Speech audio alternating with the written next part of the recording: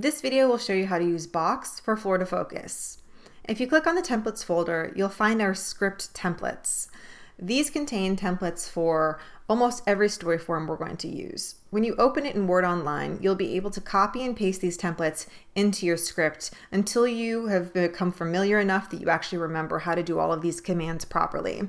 There's a little reminder for what all of the vocab is up at the top, and you can copy the reader, paste it, you can copy the VO and paste it into your script. All of these are pretty standard script templates. I encourage you to just copy and paste exactly as is into your script until you know exactly how to do this. So it's really, really important that we use proper and consistent script formatting so that we're all communicating the same. This will help us not waste time and not miscommunicate and have poor quality content air. The next template that we have is our rundown template. So every day the producers will fill out the rundown, and there's going to be a separate video that's going to teach you exactly how to use this rundown. But for now, this is where the rundown template is located.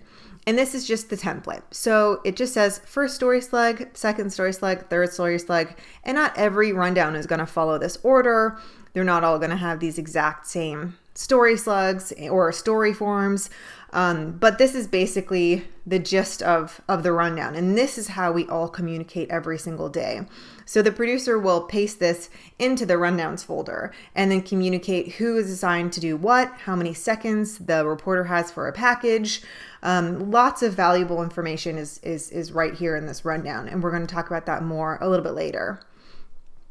The next template that we have is going to be our motion array templates. This folder is where you will find lots of motion array. Usually it's going to be Premiere Pro, After Effects, and you can scroll through and see there are 4 pages of different templates that we've already downloaded. So if you look at the motion array lecture and see how to request these motion array templates, once you've told me which ones you want, I'll download them and I'll put them in here. But I might tell you it's already in our box folder. So you can always just search the name.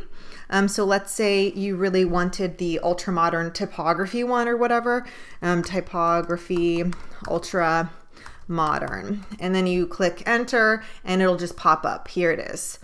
So you would download this entire folder and then you would be able to use it. So lots of extra stuff here for you that you should be familiar with.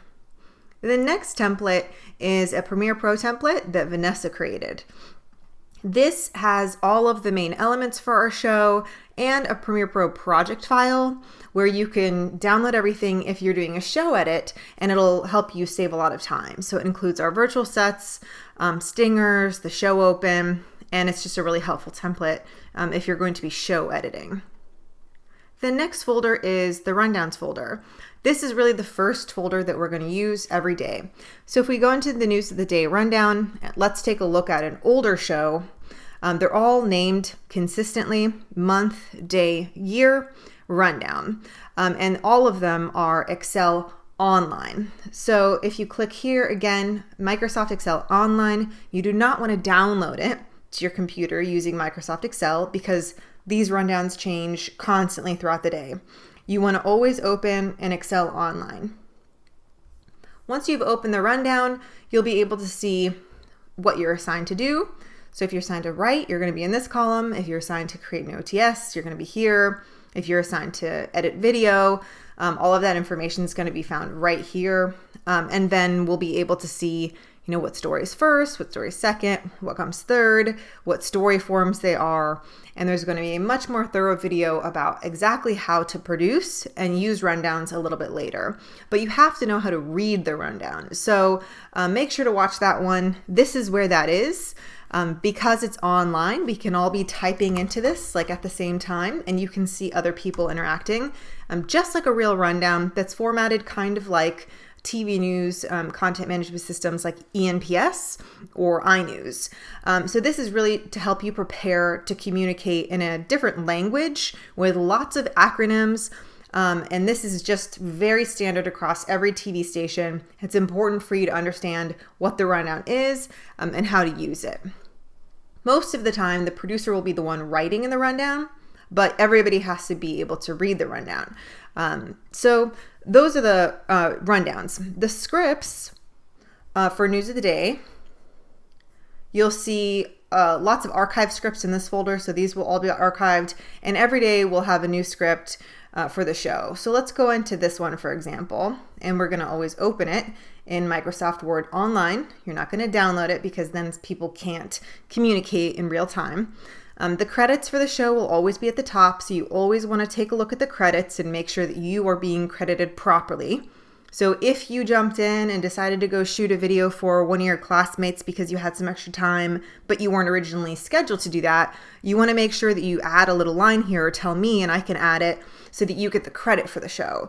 All of this information here will show up in our YouTube channel and on the USF Newsroom. That will help boost your search engine optimization and also give you credibility when employers try to confirm if you actually did do all of the things that you're claiming to do when you graduate.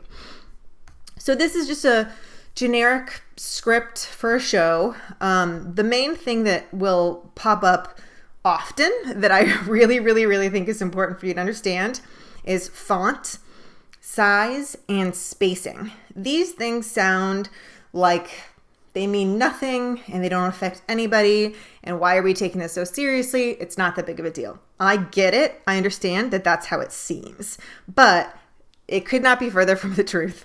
It is so frustrating to see even this isn't the worst, but if I have double spaced, like something like this, and your sentences are double spaced, that will drive me and everybody else absolutely insane.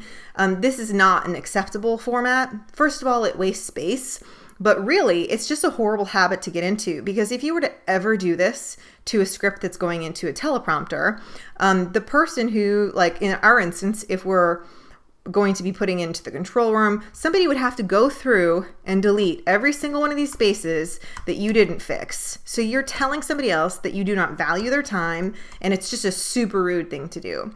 But if you were to do this in a TV station that was doing live news, these spaces could completely destroy the show. It would really anger your anchors, because what happens when your script is double spaced is that there's a space on a teleprompter and all of a sudden it goes blank and the anchor can't read the next sentence. It'll throw off their pacing. It's just not something you want to do. Like, it really matters a lot more than people realize. Please single space your scripts. It's a huge deal. It does affect people. I know it doesn't seem like it does, but later on, when you've gone through it and you've experienced it, you'll realize, oh, this is a bigger deal than I even thought. But when you're working with lots of other people, super important, single space your scripts. And then just me personally, I do not like to have to go through and fix everybody's scripts. So do not do this to me because it will upset me. So here's what you would do if you're like, well, this is single spaced, but now it's creating all these extra spaces when I try to hit return. There's a couple things you can do. You can hold down shift and then hit return, and that'll single space it. Or you can just highlight everything here and then go up to these three dots and hit line spacing. The first thing you can do is just click 1, but that doesn't resolve all of these extra little spaces. So go back up to line spacing options, and then make sure that after is set to 0. And when you hit OK, you'll see all of this is resolved. All is well again. The anchors can read their scripts without having tons of spaces in the teleprompter. So bigger deal than I know it seems like it is right now, but I promise you, do not ever submit a script that is double spaced, especially not on your websites when you're trying to apply for jobs, because immediately that would disqualify you. Like, I would never hire somebody who double spaces their scripts. It would never happen. It shows a complete disregard for other people. And I know it sounds like the stupidest thing, but I promise you it isn't. So the next thing is the font size and the style. This is one of those things that's more relevant to us because we're using Box. If we were using iNews or ENPS or one of the other content management systems like Delete or something, this would default automatically to the font, and everybody would be able to kind of look at this script and see how many seconds it is. So if I can look at this line and see, okay, I can kind of see, how long this is going to be in seconds. But if your script is a different size, so like let's say instead of Calibri, you use Arial, and then you use font 14, it's just going to be very hard for me to look and see how many seconds this is compared to other stuff. So you always want to have it at Calibri 12. Always want to have it Calibri 12, and the font color should be black if it's script. We do use red to signify some of the commands, just to make it easier for people to read. But for the most part, the script that you write should just be in regular black font. Don't make it gray. That's obnoxious. Like, I hate this. Like, don't do that. That's just annoying. Just leave it automatic Calibri 12. That'll make sure that everything looks consistent, and that when we look at the scripts, we can kind of approximate like how many seconds it's going to take to read it. It's just easier to have everything be consistent and professional. So this is your Word online script. This is where we will work all day long and several days in advance very often. And so it's important to kind of understand how to use these. So like here's an example. I wrote a note from a previous show. Please don't change the script. Deanna is pre-recording it. So normally the producers will go in and they might change the scripts depending on a lot of things that are happening in their show. So maybe they're a little heavy and they think, oh, I'm going to go in and just change a toss. And this is an anchor toss to a package. In this instance, our anchor needed to record something way earlier in the day, and we couldn't change the script once she had recorded it. So I just wrote a little note. If you ever want to resolve them, you can just click Resolve Thread. We already did this one. But let's say you've submitted a package and I want you to fact check something or whatever. I might go in here and insert a new comment and write something like, are we sure that this is loose and not, or whatever. Or I might write a note like, producer, please fact check. Or I might write a note to the reporter and say, this is wordy, please shorten. Or sometimes it's redundant or not conversational or something like this. So once you've corrected these things, we'll kind of be working together in this all day long. When lots of people are in the script, like let's say you have a producer, you have associate producers, you have reporters, I'm in the scripts. What we're going to start doing is to create like a color-coded thing here. So like, for example, my font can just be red. That's like not a problem. So let's say anytime I write a little note, I'll be like note to, let's see, who was our reporter? Demi. Please change whatever about your story. And I'll just write it here sometimes. And that way, when you're working on it, like if this was Demi's package, she could look up and say, oh, Jeanette just wrote me a note. And then she might write back. And let's say, that day she had been assigned to be like blue or something. Then Demi might say, note to Jeanette, I changed it, take a look or whatever. Or she might give me source, I got this information from this source. And so we'll kind of chat back and forth using both the comments. And sometimes we will write in here, hey, this is who's the producer, Callie. I did this or whatever. And then Callie's color would be, green or something. And that way we can kind of more easily see, while we're creating the show, who is doing what. And then once we get closer to the show and it's time to record everything, we'll go through, clean up the script. I'll tell that to the producers, hey, can you just clean the script up? Which is like delete all these extra notes and conversations and comments that we've been having. Very often we'll have comments that have like fact-checked information. And so where you would put that when you're ready to clean up the script is down here underneath a black line. There's always going to be a black line here. If there's not, you just make the black line, and we throw all sorts of stuff down here. Maybe it's a part of a script that was just too long, so we had to cut it, Or maybe it's a fact check, like, I got this information from the CDC, here's the link. And this is important that we save these things and we don't delete them. Because if it's a fact check, your news editing student or your web producer may be going through your script and thinking the same thing, like, where did we get this information from? They need to hyperlink that in the USF newsroom. So they'll come down here and see, oh, okay, Demi was quoting this news study from, fill in the blank news or study, whatever organization. And they'll be able to go through and fact check this without having to call Demi and say, hey, Demi, where did you get this information from? That will really help them. And it'll help your producers because they'll know it's already fact checked.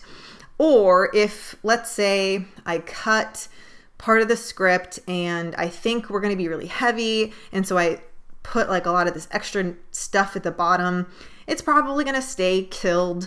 But just in case, let's say something falls through and then we get really short on time and we need extra script, I might come down here and say, you know what, let's add this sentence back in, or resurrect the sentence, which is what you would call it if you were like producing a TV newscast. So let's resurrect the sentence, or kill the sentence would be to take it out. So this is really the place where you're going to spend a lot of time. So it's very important that you understand how to use Word Online. And if you have any questions at all, please do not hesitate to ask me. The most important one is just single spacer scripts. I know it sounds crazy, but it's not. It really is a big deal.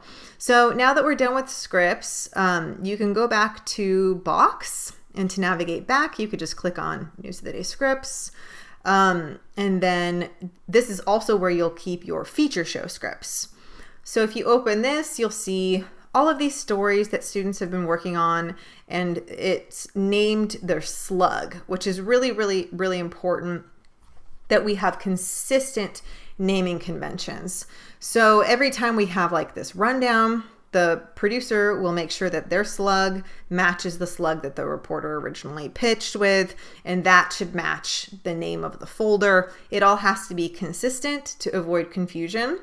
And this is really helpful for me. So like, let's say you're working on your feature show, I can just jump in here. And a cool thing about this is, like, let's say I was working with Tabria, and because the feature shows get edited, a lot, at some point they kind of end up with like all these notes and statistics and all sorts of great things, which is really helpful for us to save in here.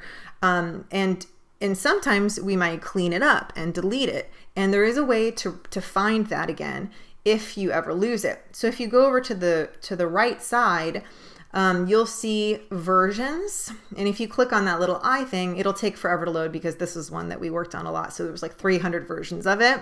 But let's say, hey, wasn't there something that you wrote like 3 weeks ago that was really great? Did we delete that on accident? You can always go down, look at the version, and then find it, and then pull that back up. So this is helpful because I can always see who did what everywhere. And this is a consistent thing in content management systems like iNews and ENPS. You always want to be able to document who did what. So let's say there's a mistake in a script. And we need to make sure that this doesn't happen again. And I can see, oh, okay, this is the person who wrote that in the script. I can reach out to them and say, I noticed you put this in here. Be really careful. We can't air incorrect information, or whatever it is.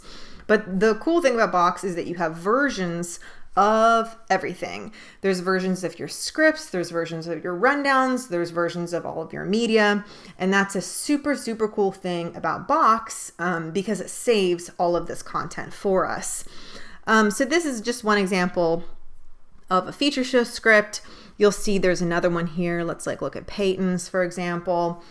Peyton also has all of her interviews transcribed here, which I think is fantastic. Really, really helpful to have a transcript of all of your interviews, because I might be able to go back in and help you and find something that maybe you left out and didn't think was a big deal, but perhaps we could use it. And it's just really, really good to get into this habit of transcribing all of your interviews. And so you'll notice that in this example, Peyton had highlighted the sound bites that she thought were really useful. And I mean, there's like dozens of pages of transcripts because she did a lot of interviews, which is fantastic. This is what you're supposed to do. And so this is just a really, really good way to communicate.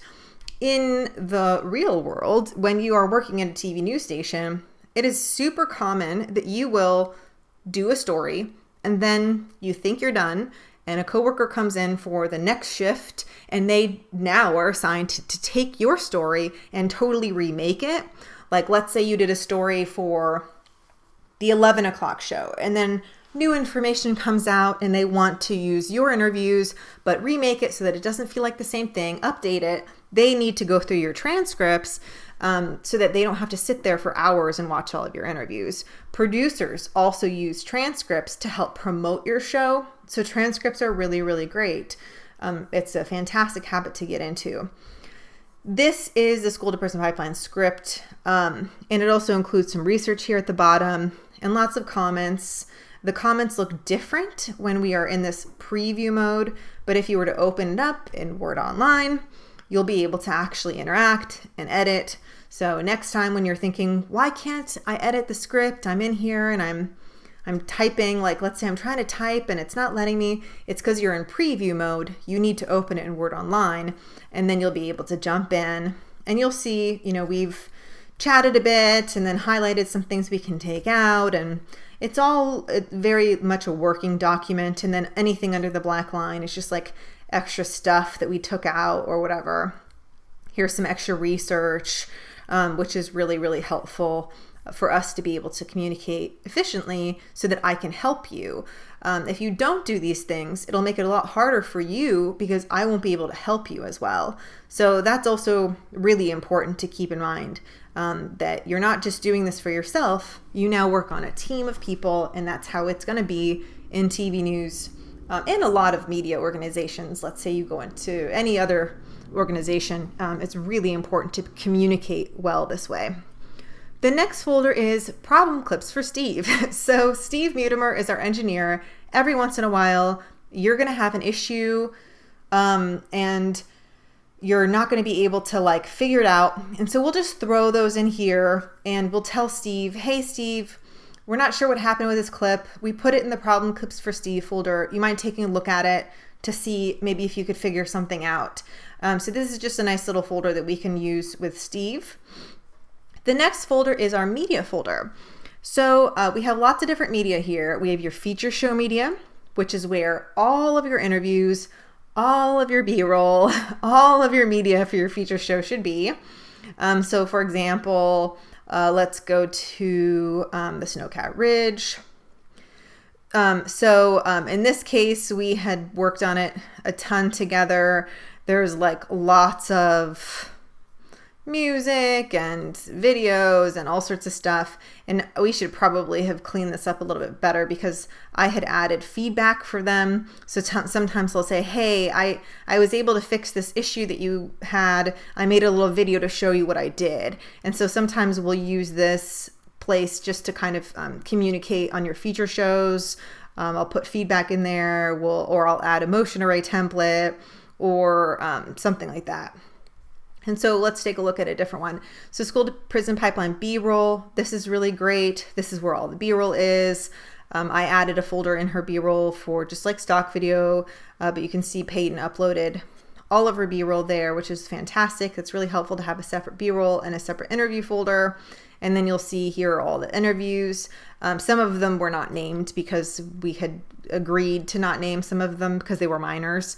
But most of the time you would make sure, it's interview with Donald Lott and that's his name. And that it just makes it really, really clear, who these people are.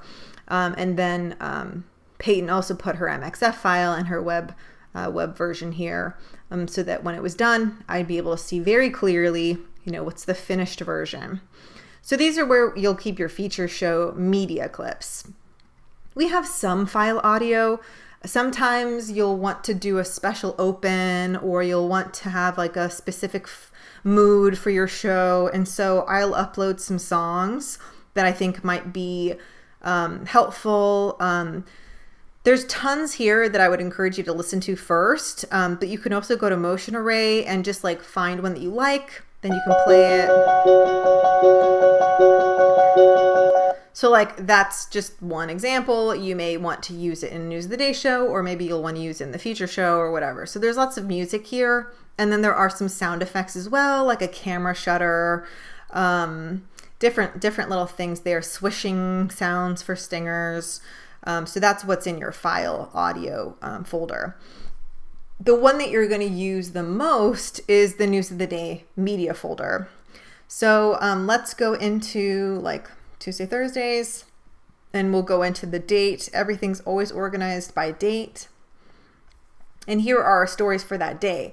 It was the Florida COVID update, Birth in America, solar energy saving, and then we also have a folder there for our anchor videos. And so let's go ahead and just look at this one, for example. So you'll see these are all approved. This was a SOTVO, and this was a VO-SOTVO. So we sent 2 different video clips there, and anytime I have watched them and approved them, I'll just write the word approved at the end. We had a special stinger for this one, so it went in here because it was very specific for the story. We had an OTS here, and then we keep all the other stuff, all the B-roll in here. This is a really good example of like very clean, organized folders. I can see very clearly this is the B-roll that was shot from TGH. This is a recording from the Board of Education. Here's some school B-roll, and you can go in and very easily see all these things. Dylan had shot a ton of stuff, so he put a folder in here too. It's just a great way to communicate effectively. The more organized you are, the better it will be for the whole team. If you are not organized, you will get told all the time to fix it, and it will frustrate everybody because we don't want to waste time. And eventually somebody will accidentally download the wrong file because it wasn't named properly, and we'll have something bad, maybe even error if somebody doesn't catch it. So we don't want to do that. We want to label everything properly. It's also important to name things in a specific way because then we can search through our archives. So let's see, like there's so many coronavirus things now, but let's say like corona virus. So if we do coronavirus, you see lots of scripts, and here's like an OTS, here's a special open, here's a different stinger, here's coronavirus in regard to USF football, here's healthcare prevention, here's different COVID B-roll.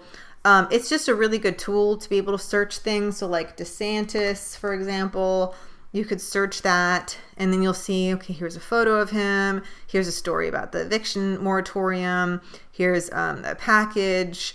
It's just a really, really, really great way to organize content and be able to search for it when you need it, because you may air file video of an event that happened before. Like, let's say we found out that like 10 people died after this rally where DeSantis got criticized for high-fiving everybody in the crowd. So if we were ever like, hey, where is that video of him high-fiving people? Because later we found out that all these people died, we would air this as file video, and it's not wallpaper video because it's specific video of the event. But we may need to air old video if we're referring to something happening in the past like this, for example. So it's always important that you label everything properly. So that's the media folder for News of the Day. And then you'll also have file video, which is kind of what I was just talking about there. You'll have like Neve added a ton of stuff for St. Pete. So Neve was in St. Pete and she shot a lot of video. And so if you ever need to use video of St. Pete that's file, I think she went like near the pier or something, that would be helpful. Here's file from a MAGA rally. Here's just generic election 2020 candidates. Here's an American flag. Here's voting B-roll. We use that a ton, you know, in the fall of 2020, that was a lot. But if you have to mention that again later, you can go in and find file here. Some of these are things that people shot. Some of them, like Emmanuel uploaded a ton from the Hillsborough Supervisor of Elections office, and we have rights to that. So file can come in handy. You always want to shoot as much video yourself as possible, but every once in a while you're going to have the need for some kind of file video, and this is where you would add your file to. So if, like, for example, you're at a Black Lives Matter protest, make sure to add your video there. And if you need to add a courtesy Like for example, this is a video that Yara shot. She used to be a student, but she isn't anymore. And she shot this, after she graduated, and she just gave us permission to use it. And so Black Lives Matter Fowler protest. And then we have to include this courtesy. So we do like a watermark, for example, and there are keywords in the file name, which makes it extra helpful. It also explains, where it is. It would have been helpful for me to also add like the date that it happened. That way, again, if somebody says, a journalist was arrested at this protest in, July of 2020, I could go back and be like, oh, this was the protest. And we could use that file video. And that helps if it's specific file video, not just generic wallpaper video, which we would try to avoid. So that's the media folder. After the shows are done, we have one folder of the shows that go to WEDU as an MXF file format. And this is the exact naming convention that we have to follow. And then we have another folder where we add the MP4s, and this goes to the students who upload our shows to YouTube. And so that's an H.264. So these are different file formats, which is why we have two different folders, because two different people need them. But when you're done with your show, you should always come in here and download it. That way you have a copy of everything you've ever done. It's really easy. You just right click here, download, and then it downloads. Or you could open it up and then hit this download button over here. So that's really helpful. I also forgot to show you in media how you would upload that. It's really simple. Let's say it's the news of the day, and we're airing something on this day. And for example, you are going to add video to the holiday gift market, and you're going to add some B-roll. You could drag and drop video right here, or you can click upload, file, and then search through your files for the stuff that you want to upload into Box. And then if you want to rename them, you would just click on this little pencil thing and just rename it something relevant, but Stand-Ups works for this one example. But it's important to always have everything in folders that are named properly. Then we have the teases and promos for news editing students folder. So we have web and social media producers who will help promote our class, which is super awesome. We want to make it as easy for them as possible. So every time you as the reporter uploads a tease, you want to name the file name with the date. So that's month, day, year, and then your story slug and your handle. So like your Twitter handle. That way it's easier for them to tag you. And it's also really important that you edit the thing properly.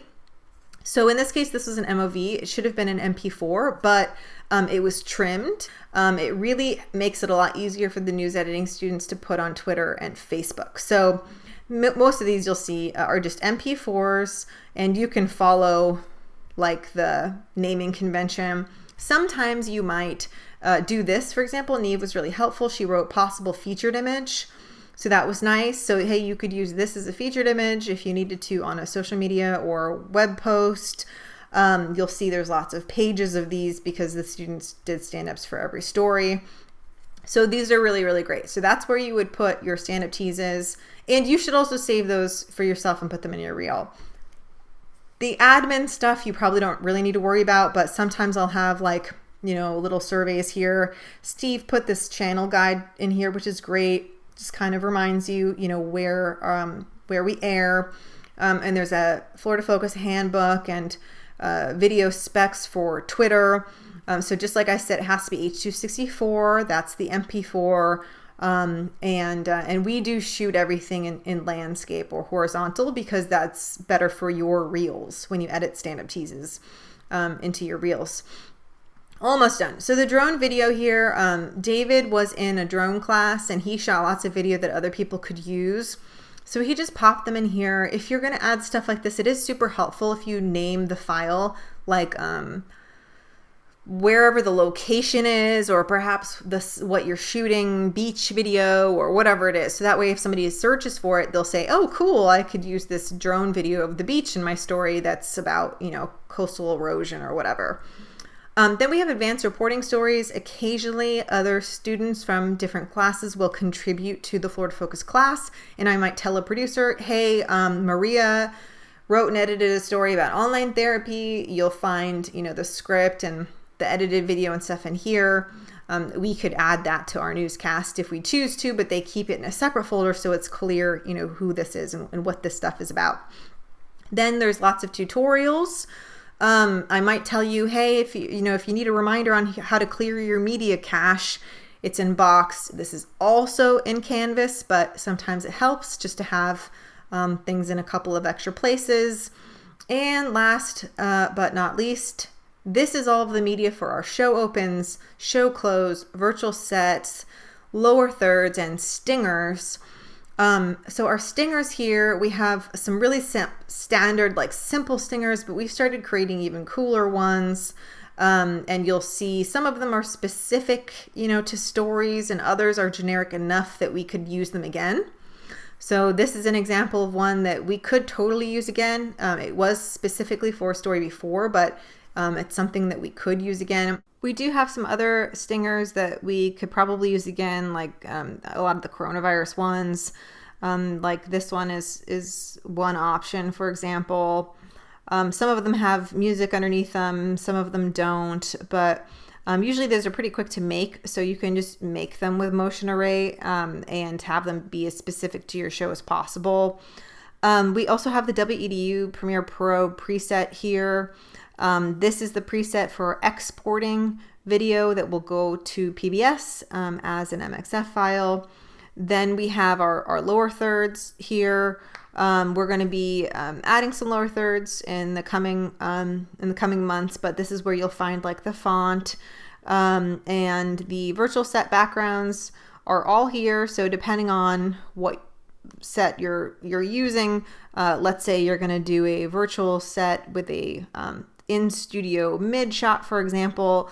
This is that, and then you would just hit download here and add that onto your Premiere Pro timeline as a PNG or a JPEG. This one's a PNG, but you could also use JPEGs. These are our virtual set over the shoulder graphics. So all of these elements that you need to create a show, you'll find all of those right here.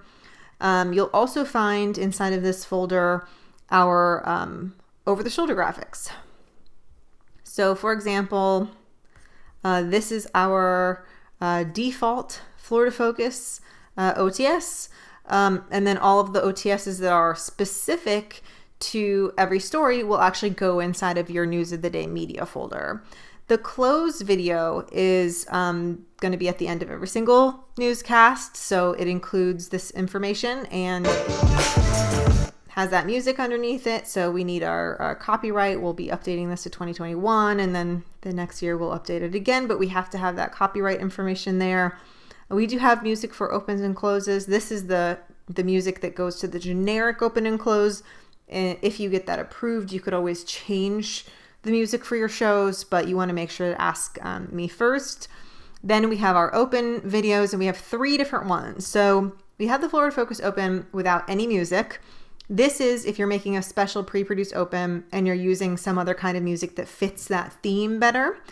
This is a longer Florida Focus open with music if you wanted to do the generic Florida Focus open music, and that music just keeps on going. So even beyond the actual open graphic, you'll hear the music keeps going because it's intended to be used under like a SOTVO open or something.